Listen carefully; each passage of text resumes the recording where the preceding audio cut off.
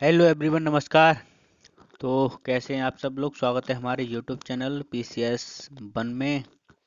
और आज हम इसमें इंडियन पॉलिटी जो यूपीएससी के पैटर्न पे करेंगे। और जब यूपीएससी के पैटर्न पे हम इंडियन पॉलिटी करेंगे तो स्टेट पीसीएस से जो स्टेट पीसीएस में जो भी क्वेश्चन आते हैं वो बाहर नहीं आ सकते। बस आप हमको फॉलो करें। अगर आपको कंटेंट ठीक लगे तो वेल एंड गुड, नहीं लगे तो कोई बात नहीं। देखिए 2000 जो यूपीएससी का जो पैटर्न है सिर्फ उसके हिसाब से करेंगे। स्टेट पीसीएस अपने आप कवर होगा।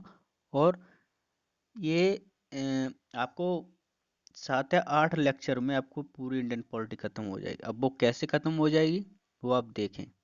सारा कंटेंट होगा, कोई कंटेंट छूटेगा नहीं। एम लक्ष्मीकांत की जो बुक है उससे देखो 2020 में 17 क्वेश्चन आए थे और 2019 में 20 क्वेश्चन आए थे, 2018 में 13 क्वेश्चन आए थे, 2017 में 14 और 2016 में 18 और 2015 में 17। तो आपको 13 या 22 मिनिमम 17 से 18 क्वेश्चन आपको इंडियन पॉलिटी के मिल जाते हैं। और वो क्वेश्चन आपको कम समय में ज़्यादा तैयार हो जाए तो वो ज़्यादा अच्छा है। देखिए यूपीएससी प्रीलिम्स में लगभग 14 से 18, आपको अभी बताया कि कम से कम 14 से 15 या 14 से 18 क्वेश्चन पॉलिटी से आते ही आते हैं। अगर हम उसके साथ अगर करंट अफेयर्स को भी जोड़ लें तो 20 से 25 क्वेश्चन हो जाते हैं। डायरेक्टली इनडायरेक्टली जैसी भी करंट अफेयर्स आती है, जो भी मुद्दा निर्वाचन आयोग से वगैरह में संशोधन के वगैरह में जो भी होता है, अगर उसे जोड़ लें तो 20 से 25 क्वेश्चन आराम से इतने क्वेश्चन आते हैं। अब देखिए जो प्रीलिम्स का सिलेबस है उसमें भारतीय राजतंत्र और शासन दोनों हैं।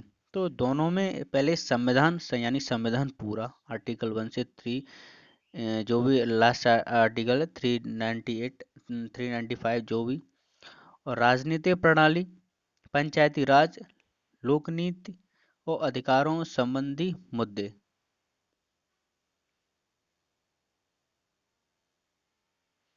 पॉलिटी प्रीलिम्स क्वेश्चन 2021 में कैसे क्वेश्चन आए थे उनको देखें। कि पहला क्वेश्चन ये था कि भारतीय संविधान के संदर्भ अंतर्गत धन का केंद्रीकरण किसका उल्लंघन करता है। धन का केंद्रीकरण किसका उल्लंघन करता है? तो किसका करता है? समता का अधिकार। अगला था कि भारत में संपत्ति के अधिकार की क्या स्थिति है। नंबर 1 था उसमें कि यह विधिक अधिकार है जो केवल नागरिकों को प्राप्त है। क्या स्थिति है? बी था कि यह विधिक अधिकार है जो किसी भी व्यक्ति को प्राप्त है, न कि केवल नागरिकों को। ठीक। यह मूल अधिकार है जो केवल नागरिकों को प्राप्त है। गलत है। डी, यह न तो मूल अधिकार है और न ही विधिक अधिकार है।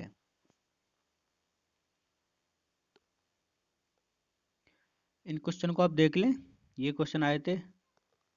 राइट आंसर भी इस पे है। अपने टॉपिक पे चलते हैं। देखिए ऐतिहासिक पृष्ठभूमि देखेंगे हम। ऐतिहासिक पृष्ठभूमि देखेंगे भारत में जब आधुनिक भारत के शुरुआत हो जाती है तब से हम अपने संविधान, तब से संविधान में जो जो चीज़ें इंक्लूड होती गई उनके बारे में हम देखेंगे। सबसे पहले 1600 ईस्वी में ईस्ट इंडिया कंपनी को तत्कालीन महारानी एलिजाबेथ प्रथम के चार्टर द्वारा भारत में व्यापार करने की अनुमति दी। कब? 1600 ईस्वी में। किसके द्वारा? एलिजाबेथ प्रथम के द्वारा। अगला पॉइंट, 1765 में कंपनी को बंगाल, बिहार और उड़ीसा की दीवानी का अधिकार दिया। पूछ सकता है कोई क्वेश्चन कि और बिहार को बंगाल, बिहार और उड़ीसा को दीवानी अधिकार कब मिला? तो कब मिला? 1765 में कंपनी को बंगाल, बिहार और उड़ीसा की दीवानी का अधिकार मिला। 1857 में ईस्ट इंडिया कंपनी के विरुद्ध क्रांति हो गई थी। 1858 के अधिनियम द्वारा कंपनी से ब्रिटिश सरकार ने शासन अपने हाथ में ले लिया। दूसरी ओर राष्ट्रवादी आंदोलन के दौरान 1934 में एम एन राव द्वारा संविधान सभा की पहली बार औपचारिक मांग हुई। औपचारिक तरीके से मांग की भाई कि हमें अपना संविधान भी चाहिए। 1946 में संविधान सभा का गठन किया गया। 26 जनवरी 1950 को भारत का संविधान पूरी तरह से बनके तैयार हो गया। 1773 से लेकर 1947 तक ब्रिटिश शासन के दौरान विभिन्न अधिनियम पारित किए गए जिनका भारतीय संविधान और शासन प्रणाली पर व्यापक प्रभाव पड़ा। क्यों व्यापक प्रभाव पड़ा? कि जो भी विभिन्न अधिनियम आए थे उन अधिनियम को ही लेकर भारतीय संविधान को सही तरीके से बनाया गया। वहां से भी बहुत सारी चीजें थी जो 1773 से 1943 तक जितने भी एक्ट आए थे वहां से बातें ली गई। सबसे पहले कंपनी का भारत शासन 1773 से 1858 तक। कंपनी का शासन 1773 से 1773 का रेगुलेटिंग एक्ट आया। इसमें क्या कहा? बंगाल के गवर्नर के पद का सृजन किया गया। बंगाल के गवर्नर जनरल के पद का सृजन किया गया और सहायता हेतु 4 सदस्यों की काउंसिलिंग का गठन किया गया इसी एक्ट के द्वारा। बंगाल के पहले गवर्नर जनरल लॉर्ड हेस्टिंग बने। बंगाल के पहले गवर्नर जनरल कौन बने? लॉर्ड हेस्टिंग बने। कलकत्ता में एक सुप्रीम कोर्ट की स्थापना की गई। उसमें एक मुख्य न्यायाधीश और 3 अन्य न्यायाधीश भी थे। अब सुप्रीम कोर्ट की स्थापना किस एक्ट के द्वारा की गई थी? तो 1773 के रेगुलेटिंग एक्ट के द्वारा कंपनी ने कलकत्ता में एक सुप्रीम कोर्ट की स्थापना की। कंपनी के कर्मचारियों ने के निजी व्यापार पर प्रतिबंध। कंपनी के जो कर्मचारी थे उनका जो निजी व्यापार था उस पर प्रतिबंध लगा दिया गया। ब्रिटिश सरकार कोर्ट ऑफ डायरेक्टर के माध्यम से कंपनी पर नियंत्रण करने लगी। Control of the company by British government through the court of directors. 1784 का पिट्स इंडिया एक्ट कंपनी के व्यापारिक और राजनीतिक कार्यों में पृथक्करण। कंपनी के व्यापारिक और राजनीतिक कार्यों में पृथक्करण हो गया। बोर्ड ऑफ कंट्रोल का गठन जो कंपनी के राजनीतिक मामलों पर नियंत्रण रखता था। बोर्ड ऑफ कंट्रोल बनाया गया जो कंपनी किस तरह से भारत में राजनीतिक कार्य कर रही है उस पर नियंत्रण रखता था। जबकि कोर्ट ऑफ डायरेक्टर बनाया गया वो कंपनी की जो व्यापारिक गतिविधियां थीं उन पर नियंत्रण करता था। पहली बार कंपनी के अधीन क्षेत्रों को ब्रिटिश आधिपत्य क्षेत्र कहा गया। पहली बार कंपनी के जो अधीन क्षेत्र को ब्रिटिश आधिपत्य क्षेत्र कहा गया। 1813 का चार्टर एक्ट चाय और चीनी के साथ व्यापार को छोड़कर कंपनी के व्यापारिक एकाधिकार की समाप्ति कर दी। क्वेश्चन पूछ सकता है कि कंपनी के व्यापारिक एकाधिकार की समाप्ति किस एक्ट के द्वारा की गई थी? तो किस एक्ट के द्वारा की गई थी? 1813 का चार्टर एक्ट के द्वारा कंपनी के एकाधिकार की समाप्ति कर दी गई। ब्रिटिश कंपनी प्रत्येक वर्ष साहित्य एवं विज्ञान के प्रसार के लिए 1,00,000 रुपए खर्च करेगी। ऐसा प्रावधान किया गया कि जो ब्रिटिश कंपनी है हर साल साहित्य और विज्ञान के प्रसार के लिए 1,00,000 रुपए का खर्चा भी करेगी। बंगाल के जो गवर्नर जनरल था उसको भारत का गवर्नर जनरल बना दिया गया। 1813। अब 1833 के चार्टर एक्ट आया। उसमें क्या किया कि बंगाल का जो गवर्नर जनरल था उसे पूरे भारत का गवर्नर जनरल बना दिया गया। लॉर्ड विलियम बेंटिंग भारत के प्रथम गवर्नर जनरल बने और ब्रिटिश कंपनी के व्यापारिक एकाधिकार की पूर्णतः समाप्ति कर दी गई। पहली बार चाय और चीनी 1813 सॉरी 1813 तो 1813 का चार्टर एक्ट चाय और चीनी के साथ व्यापार को छोड़कर कंपनी के व्यापारिक एकाधिकार की समाप्ति कर दी गई। ये तो आपको बता दिया अभी। और जो ये दो काम बचे थे चाय और चीन के साथ, वो ये काम 1833 का चार्टर एक्ट आया उसमें भी, उसमें सारे काम बिल्कुल ही। और ब्रिटिश कंपनी के व्यापारिक एकाधिकार की पूर्णतः समाप्ति कर दी गई। जो भी उधर चाय और चीन के साथ जो व्यापार को अदर जो कंपनी थी उनसे वंचित रखा था, वो इसमें इसमें 1833 के एक्ट में सबके लिए खोल दिया कि सब व्यापार करो, सब अपना अपना देखो। 1853 का जो चार्टर एक्ट आया, ये इतना इम्पोर्टेंट नहीं है मगर आप पढ़ लो फिर भी।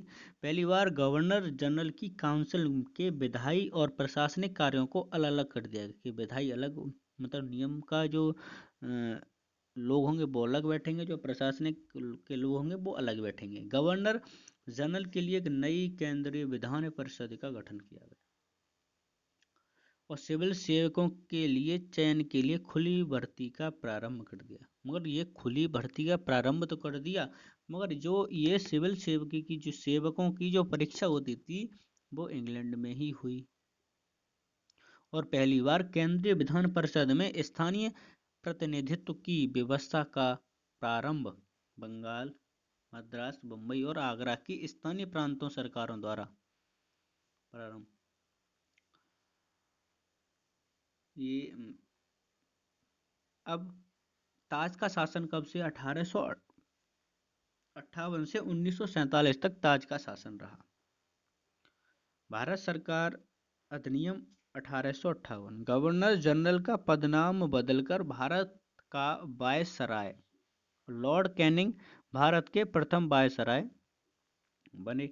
और बोर्ड ऑफ कंट्रोल और बोर्ड ऑफ डायरेक्टर को द्वैध शासन व्यवस्था समाप्त कर दी गई। जो दो अलग अलग कार्य इनको सौंपे गए थे, बोर्ड ऑफ कंट्रोल और कोर्ट ऑफ डायरेक्टर को, इनके जो कार्य थे इनको ही समाप्त कर दिया गया, द्वैध शासन व्यवस्था की समाप्ति कर दी गई।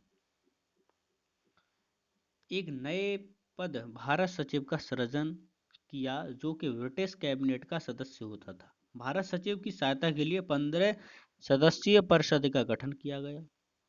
1861 का भारत परिषद अधिनियम विधि निर्माण में भारतीयों को शामिल करने की प्रक्रिया की गई इसमें।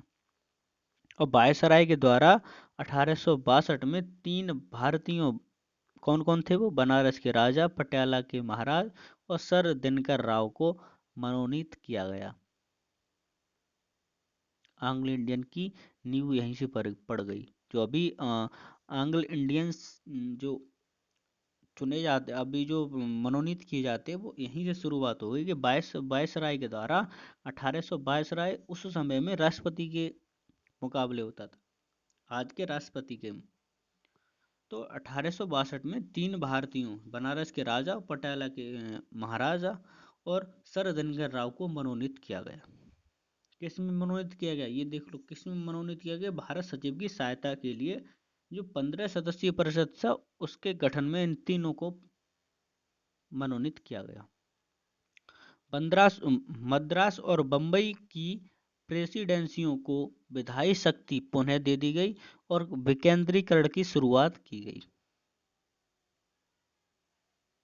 और वायसराय को बिना अपनी काउंसिलिंग की सिफारिश के अध्यादेश जारी करने की अनुमति 6 माह की अवधि के लिए।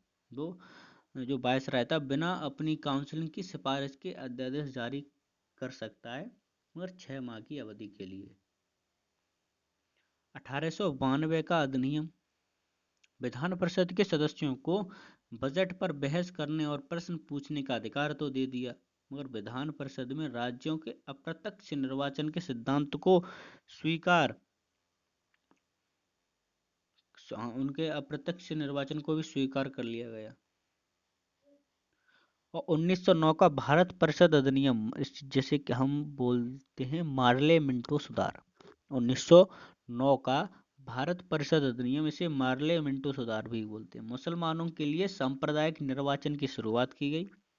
पहली बार वायसराय की परिषद यानी कि जो कार्यपालिका थी उसमें किसी भारतीय को शामिल किए जाने का निर्णय भी इसी अधिनियम में आया। और भारत सचिव की परिषद में भी 2 भारतीय सदस्यों का नियुक्त करने की व्यवस्था भी इसी अधिनियम में बोली। 1919 का भारत शासन अधिनियम, इसे मॉन्टेग्यू चेम्सफोर्ड के नाम से भी जानते हैं। शिक्षा, संपत्ति एवं कर के आधार पर लोगों को वोट देने का अधिकार था। जैसी शिक्षा उसके हिसाब से वोट, जैसी आपके पास संपत्ति उसके हिसाब से वोट, और जो जैसा कर देता है उसके हिसाब से लोग वोट देंगे। प्रत्यक्ष निर्वाचन द्वारा प्रांतों में आंशिक उत्तरदायी सरकार की स्थापना की गई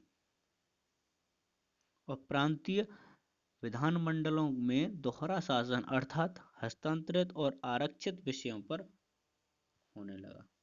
सिखों और भारतीय और ईसाई आंग्ल भारतीयों के लिए सांप्रदायिक निर्वाचन हुआ। लोक सेवा आयोग का गठन का प्रावधान बोल दिया यूपीएससी से। यूपीएससी का गठन का प्रावधान इसी में। और राज्यों का बजट वो केंद्र से अलग कर दिया गया कि केंद्र अपना बजट अलग पेश करेगा, राज्य अपना बजट अलग पेश करेगा। Simon commission. अब साइमन कमीशन अध्यक्ष इसके कौन थे?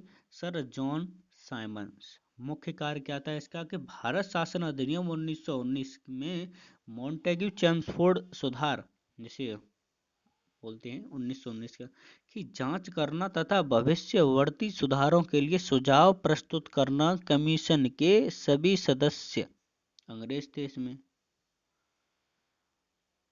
जो 1919 का जो अधिनियम आया था उसकी जांच करना था और भविष्यवर्ती सुधारों के लिए सुझाव प्रस्तुत करना था कि आगे क्या हो सकता है इस अधिनियम से।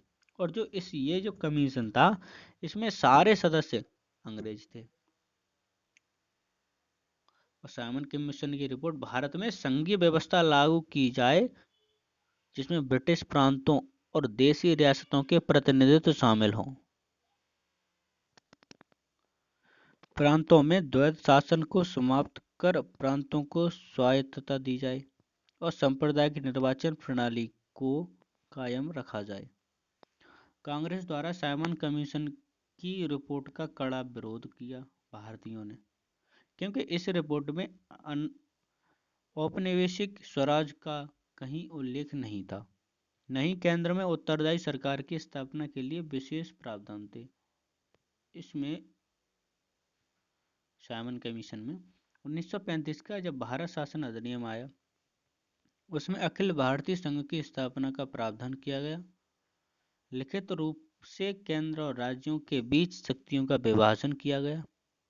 प्रांतों में द्वैध शासन की समाप्ति की गई। प्रांतों में उत्तरदायी सरकार की स्थापना की गई।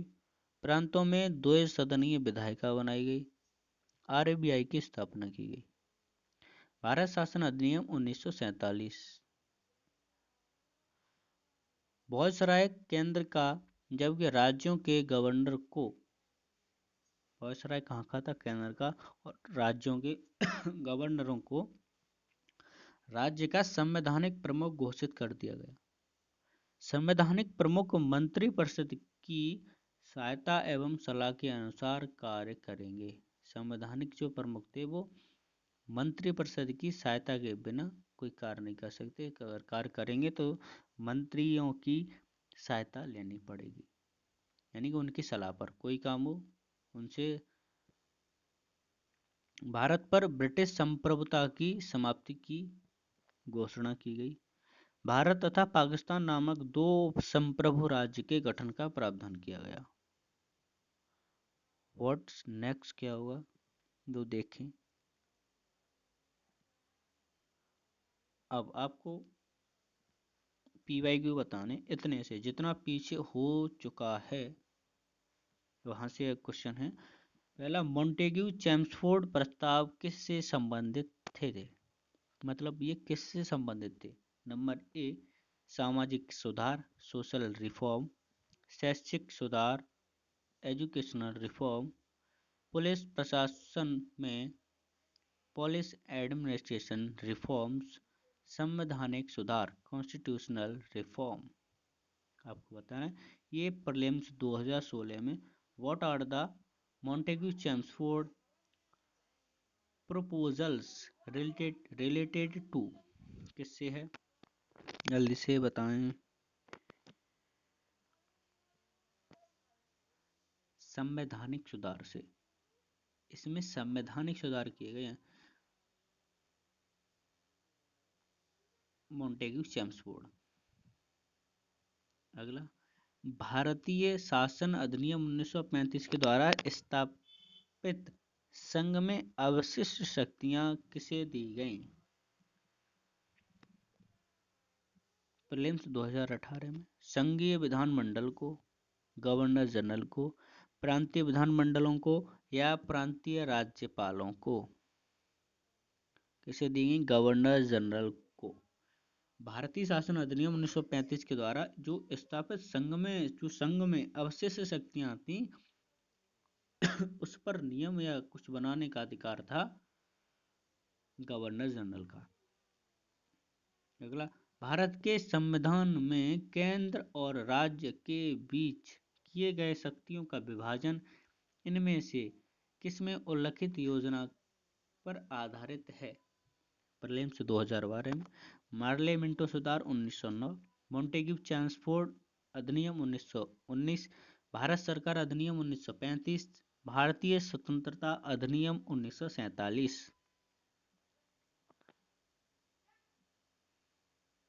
भारतीय सरकार 1935 में भारत के संविधान में केंद्र और राज्यों के बीच एक किए गए शक्तियों का विभाजन इनमें से किसमें? तो वो है भारत सरकार 1935 में केंद्र और राज्यों के बीच शक्तियों का विभाजन किया गया था। किस एक्ट के तहत भारतीय सरकार पर ईस्ट इंडिया कंपनी का व्यापारिक एकाधिकार लगभग पूरी तरह समाप्त कर दिया था? बताइए। 1784 का पिट्स इंडिया एक्ट के तहत, 1813 के चार्टर एक्ट के तहत, 1833 के चार्टर एक्ट के तहत, 1857 के एक्ट के तहत। 1813 के चार्टर एक्ट के तहत भारतीय व्यापार पर ईस्ट इंडिया कंपनी का एकाधिकार लगभग पूरी तरह समाप्त कर दिया गया था। भारत सरकार अधिनियम 1919 के संदर्भ में निम्नलिखित में से कौन सा कथन सही है? इस अधिनियम में भारत में आंशिक रूप से उत्तरदायी शासन व्यवस्था की स्थापना की। इस अधिनियम के द्वारा केंद्र में द्विसदनीय व्यवस्था प्रारंभ की गई। इस अधिनियम द्वारा केंद्र में द्वैध शासन की स्थापना की गई। इस अधिनियम द्वारा पृथक निर्वाचन प्रणाली का विस्तार किया गया। कौन सा कथन सही नहीं है? 3 सही हैं। सी, इस अधिनियम के द्वारा केंद्र में द्वैध शासन की स्थापना की गई।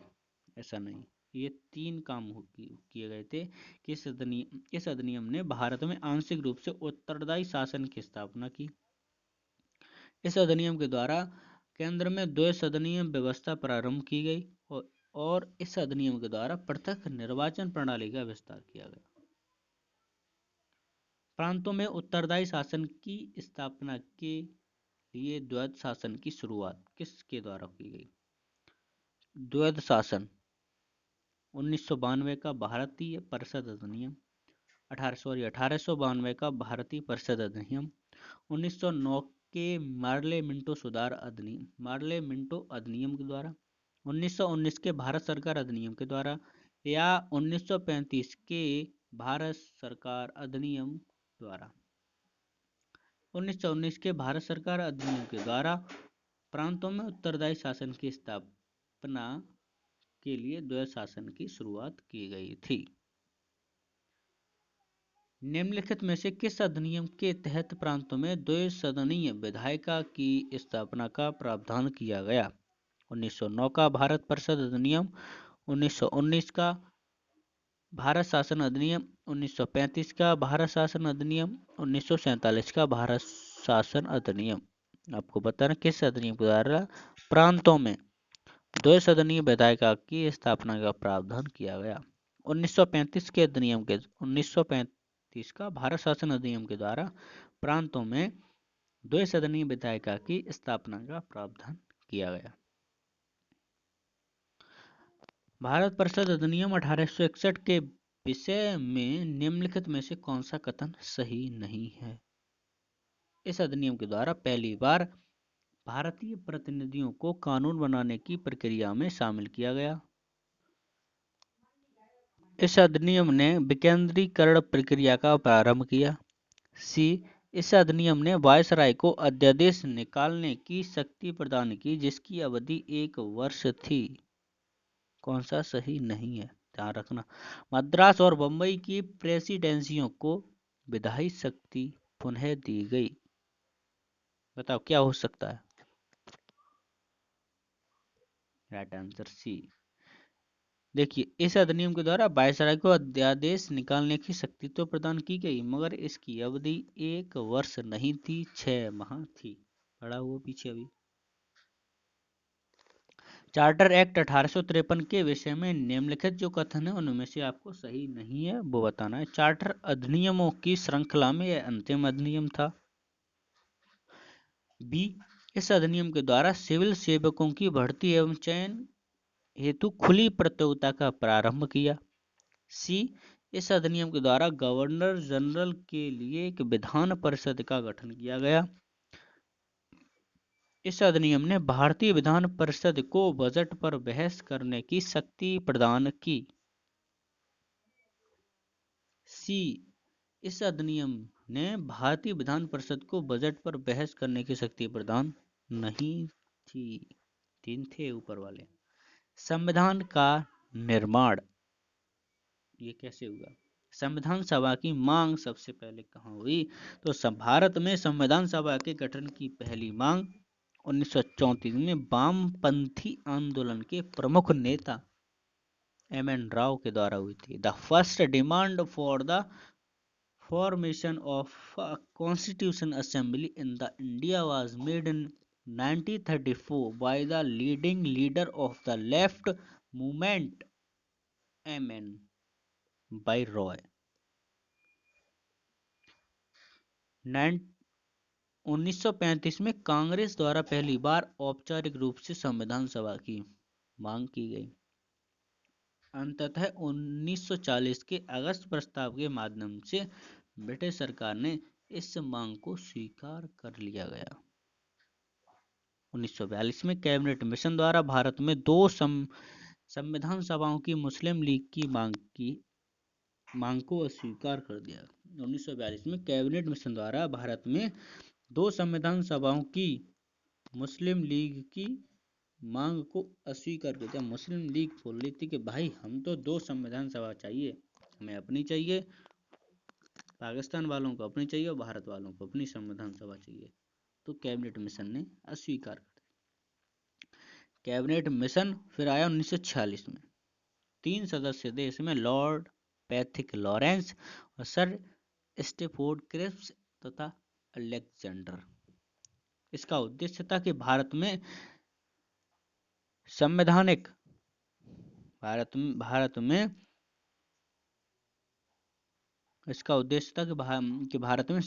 सुधारों की रूपरेखा निर्मित करना तथा केंद्र में एक अस्थायी सरकार की स्थापना करना। Objective to frame constitutional reforms in India and to establish a provisional government at the center।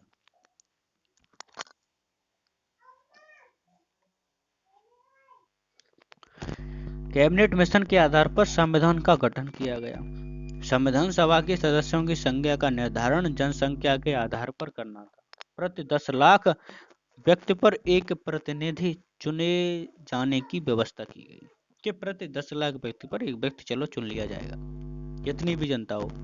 देशी रियासतों से भी इसी आधार पर प्रतिनिधि चुनने की व्यवस्था की गई, किंतु राजाओं को वह सदस्य मनोनीत करने थे, न कि जनता द्वारा चुना।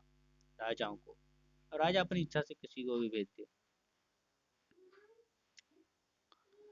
योजना के आधार पर दिसंबर 1946 में प्रांतीय विधायकों चुनाव हुए। कांग्रेस को लगभग 70% सीटों पर बहुमत मिल गया। अब मुस्लिम लीग ने संविधान सभा में अपनी कमजोर स्थिति देखकर संविधान सभा के बहिष्कार का निर्णय ले लिया कि भाई हम संविधान सभा में भाग नहीं लेंगे, संविधान सभा में कुल 389 सदस्य थे, जिसमें प्रांतीय चुनावों में जीते हुए उम्मीदवार, साथ ही देशी रियासतों द्वारा भेजे गए प्रतिनिधि भी इसमें शामिल थे। प्रांतीय विधायिकाओं द्वारा संविधान सभा के सदस्यों का चयन किया गया। किसके द्वारा? प्रांतीय विधायिकाओं के द्वारा।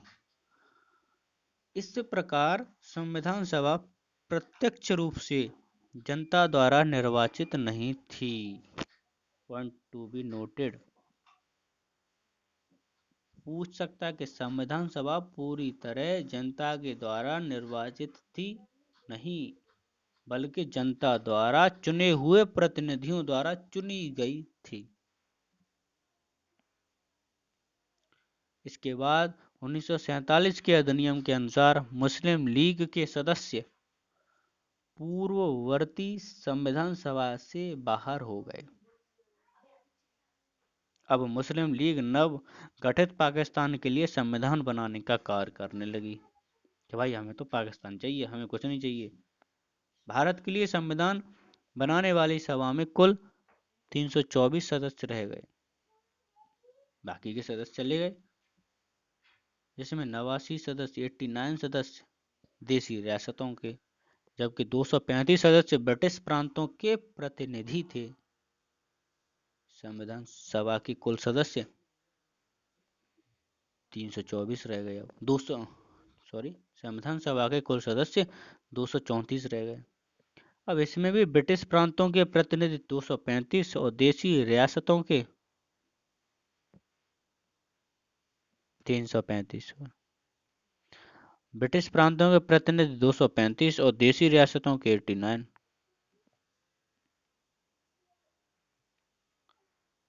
संविधान सभा की कार्यप्रणाली शुरू हो गई।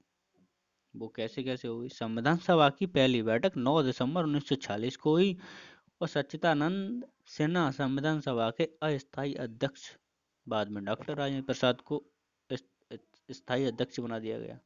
डॉक्टर एच.सी. मुखर्जी तथा वी.टी. कृष्णामाचारी सभा के 2 उपाध्यक्ष थे। एच.सी. मुखर्जी और वी.टी. कृष्णामाचारी सभा के 2 उपाध्यक्ष थे।